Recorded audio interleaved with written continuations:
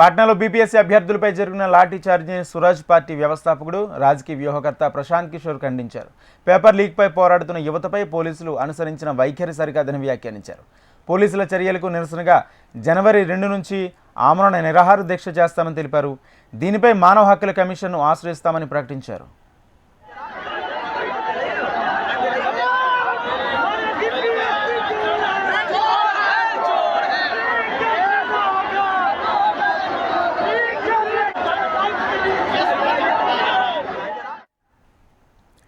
Bihar public service commission combined competitive పరీక్షా ప్రశ్న పత్రం లీక్ అయినట్లు ఆరోపణలు వెల్లువెత్తడంతో గత 10 రోజులుగా నిరుద్యోగులు ఆందోళన చేస్తున్నారు.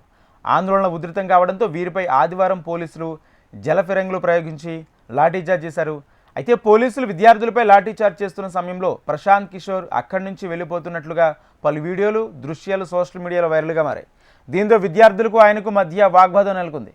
తమపై పోలీసులు లాఠీచార్జ్ చేసినప్పుడు అక్కడ ఉండకుండా ఎందుకు వెళ్ళిపోయారని అభ్యర్థులు ఆయన్ను ప్రశ్నిస్తున్నారు. నిరసన ప్రాంతం నుంచి ప్రశాంత్ కిషోర్ వెంటనే వెళ్ళిపోవాలని డిమాండ్ చేస్తూ ఆయనకు వ్యతిరేకంగా నినాదాలు చేశారు. దీంతో విద్యార్థులు తనపై చేసిన ఆరోపణలను ప్రశాంత్ కిషోర్ ఖండించారు. వారి ఉద్యమానికి తమ మద్దతు ఎల్లప్పుడూ ఉంటుందన్నారు.